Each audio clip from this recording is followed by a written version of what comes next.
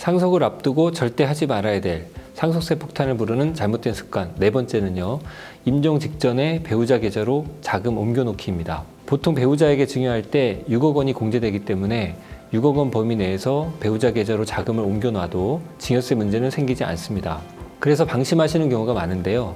이처럼 6억 공제 범위 내에서 배우자 계좌로 자금을 옮겨놓으시는 경우는 무방하지만 상속을 앞두고 그렇게 했다면 상속세에서 큰 불이익을 볼 수 있기 때문에 주의가 필요합니다. 일단 이 문제를 이해하려면 먼저 상속공제에 대해서 알아두셔야 됩니다. 상속세를 계산할 때 공제되는 상속공제 항목 중에서 가장 대표적인 것이 일괄공제와 배우자 상속공제입니다. 일반적으로 일괄공제로 5억 원이 공제되고 배우자 상속공제로 최소 5억 원에서 최대 30억까지 공제받을 수 있습니다. 배우자 상속공제는 실제로 배우자가 상속받은 재산가액을 상속세 계산할 때 공제해 주는 것입니다. 즉 배우자가 실제로 상속받은 재산에는 상속세가 없다는 뜻이죠. 다만 배우자의 법정 상속 지분을 한도로 하되 최대 30억까지만 공제됩니다. 이 배우자는 자녀보다 상속 지분이 1.5배 많기 때문에 상속인이 배우자와 자녀 한 명이라면 배우자의 법정 상속 지분은 60%가 됩니다. 이렇게 계산된 배우자의 법정 지분을 한도로 배우자 공제를 받을 수 있는 거죠. 다만 실제로 배우자가 상속받은 재산이 없거나 또는 5억 원 미만을 상속받게 되더라도 최소한 배우자 상속공제로 5억 원은 공제를 해줍니다. 상속세는 이러한 배우자 공제를 잘 활용하시면 상속세 부담을 충분히 줄일 수가 있습니다. 가령 아버지 재산이 부동산 9억 원과 예금 6억 원이라고 가정해 보겠습니다. 만일 자녀가 6억 원을 그리고 어머니는 9억 원을 상속받을 예정이라면 상속세 부담은 어떻게 될까요? 일괄공제 5억 원과 배우자 상속공제 9억 원, 그리고 금융재산 상속공제를 적용하면 상속세는 거의 내지 않아도 되는 정도가 됩니다. 그러나 방심하시면 안 됩니다. 임종 전에 사소한 실수로 상속세 부담이 커질 수 있기 때문이죠. 종종 아버지 임종 전에 아버지 예금을 어머니 계좌로 옮겨두는 경우가 많은데요. 혹시 아버지가 사망하시게 되면 당장 예금을 찾아 쓰기 불편해질 수 있으니까 미리 아버지 예금을 어머니 계좌로 옮겨두는 거죠. 그러나 세법에서는 이렇게 배우자 계좌로 입금하시는 순간 이를 증여한 것으로 봅니다. 물론 배우자에게 6억 원까지는 세금 없이 증여할 수 있기 때문에 6억 원을 아버지 계좌에서 어머니 계좌로 옮겨놨더라도 어머니는 증여세 한 푼도 안 내셔도 됩니다. 그러나 문제는 이로 인해서 배우자 상속 공제 금액이 9억 원에서 5억 원으로 크게 줄어든다는 것입니다. 배우자 상속 공제 금액 계산 시 어머니가 미리 증여받은 6억 원을 제외하게 되는데요. 그 결과 배우자 상속 공제 최소 금액인 5억 원만 공제받도록 공제 금액이 크게 축소가 되면서 결국 상속세 부담이 커지는 그런 부작용이 발생하게 되는 것입니다. 만일 어머니가 미리 6억 원을 증여받지 않으시고 조금만 더 기다렸다가 9억 원을 상속으로 받았다면 어땠을까요? 어머니가 상속받은 금액에 대해서 배우자 상속공제로 9억 원을 다 공제받을 수 있었을 겁니다. 이처럼 상속세를 내지 않아도 되는 분들이 안타깝게 사소한 실수로 상속세를 내야 되는 상황으로 바뀌는 경우가 많습니다. 특히 임종 전에 배우자나 자녀에게 송금을 할 경우에 세법에서는 이걸 증여한 것으로 보기 때문에 그로 인해서 증여세와 상속세가 추징될 뿐만 아니라 배우자 상속공제도 줄어들면서 상속세 부담이 크게 늘어나는 역효과를 불러올 수가 있습니다. 따라서 임종 전에는 재산과 관련된 의사결정에 더욱 신중할 필요가 있다는 점을 명심해 두시면 좋겠습니다.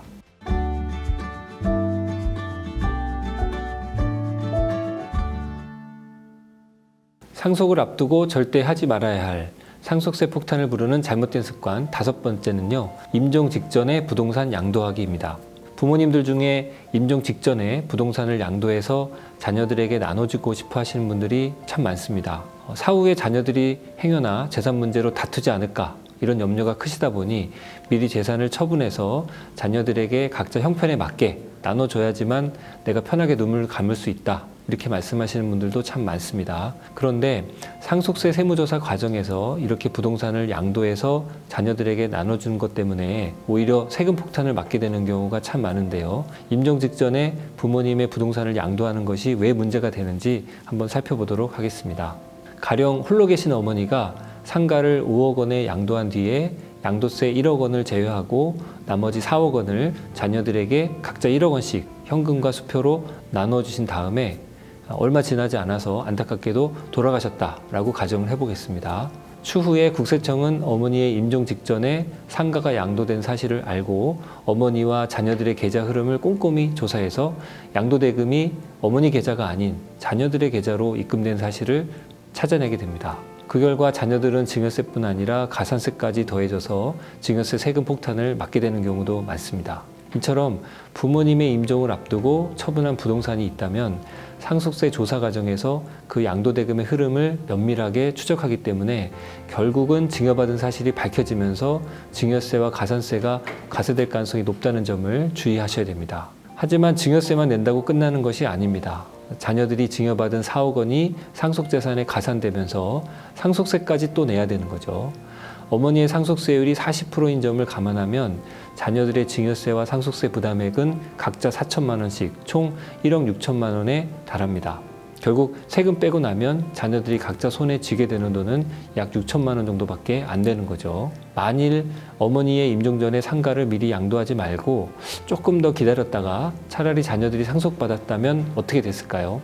상속세는 상가의 기준시가인 2억 원으로 계산되기 때문에 각자 약 2천만 원씩 총 8천만 원의 상속세를 납부했을 겁니다. 그리고 상속세 신고 이후에 자녀들이 이를 5억 원에 양도했다면 그 양도 차익인 3억 원에 대해서 양도세를 내야 되겠지만 4명으로 분산돼서 양도되기 때문에 양도세 부담은 그리 크지가 않습니다. 따라서 모든 세금을 빼고 최종적으로 자녀들이 각자의 손에 쥐게 되는 돈은 훨씬 더 많아지게 됩니다. 이처럼 임종을 앞두고 있는 상태에서 부동산을 처분해서 자녀들에게 현금으로 나눠주려고 한다면 미리 신중히 재검토하시는 것이 좋겠습니다. 특히 부동산의 기준 시가에 비해서 시가가 훨씬 더 크다면 임종 직전에 이를 양도하는 것은 매우 좋지 않은 선택이 될 가능성이 큽니다. 자칫 상속재산을 더 크게 만들어서 상속세 부담까지 키울 수 있기 때문에 그렇습니다.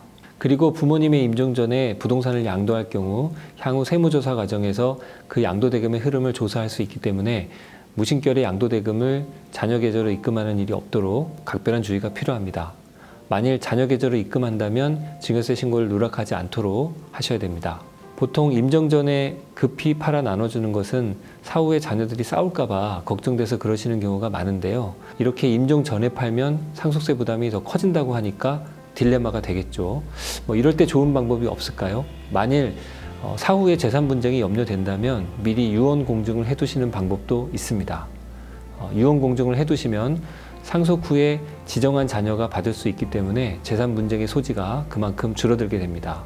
그리고 부동산을 급히 양도함에 따른 불필요한 세금도 아낄 수 있어서 좋습니다.